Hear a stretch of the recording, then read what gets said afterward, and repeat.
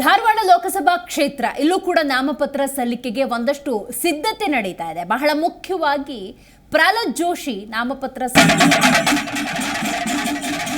ಸಿದ್ಧವಾಗಿದ್ದಾರೆ. ಬೃಹತ್ ರ್ಯಾಲಿಯ ಮೂಲಕ ನಾಮಪತ್ರ ಸಲ್ಲಿಕೆಯಾಗುತ್ತೆ.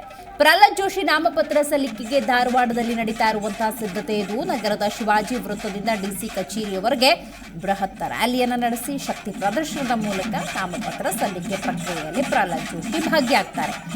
ಶಿವಾಜಿ ಮೂರ್ತಿಗೆ ಮಾಲಾರ್ಪಣೆ ಮಾಡಿ ರ್ಯಾಲಿಗೆ ಚಾಲನೆಯನ್ನು ನೀಡಲಾಗಿದೆ. ರ್ಯಾಲಿಯಲ್ಲಿ ಬಿಜೆಪಿ ನಾಯಕರು ಕೂಡ ಭಾಗಿಯಾಗ್ತಿರೋದು ಬಹಳ ವಿಶೇಷ. ಶಾಸಕರಾದಂತಹ ಅರವಿಂದ್ ಬಲ್ಲರ್, ಎಂ ಪಾಟೀಲ್, ಮಾಜಿ ಸಚಿವ ಸಿ ಪಾಟೀಲ್, ಹಾಲಪ್ಪ ಆಚಾರ್ ಸೇರಿದಂತೆ ಹಲವರು ಭಾಗಿ ದೃಶ್ಯದಲ್ಲಿ ಇದೀಗ ಗಮನಿಸ್ತಾ ಇದ್ದೀವಿ.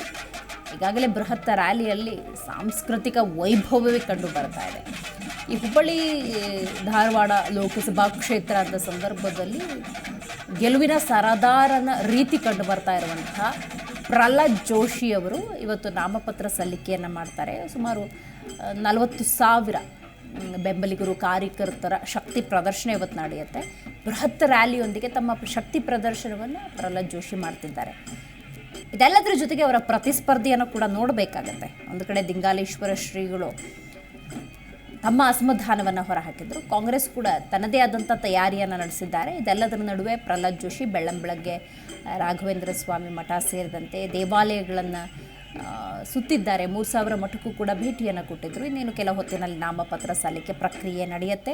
ಸೊ ಬೃಹತ್ ರ್ಯಾಲಿ ಮಾಡಲಾಗುತ್ತೆ. ಅದರ ಸಿದ್ಧತಾ ದೃಶ್ಯಗಳನ್ನು ಗಮನಿಸ್ತಾ ಇದ್ದೀರಿ. ಒಂದು ರೀತಿ ಸಾಂಸ್ಕೃತಿಕ ವೈಭವ ಉಮೇದುವಾರಿಕೆ ಸಲ್ಲಿಕೆ ಸಂದರ್ಭದಲ್ಲಿ ಕಂಡು ಬರ್ತಾ ಇರೋದನ್ನು ನೀವಿಲ್ಲಿ ನೋಡ್ಬೋದು.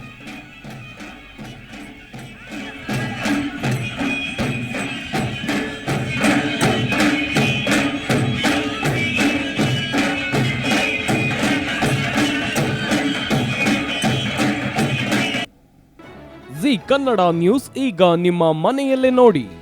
ಎಲ್ಲ ಕೇಬಲ್ಗಳಲ್ಲಿ ಈಗ ಲಭ್ಯ.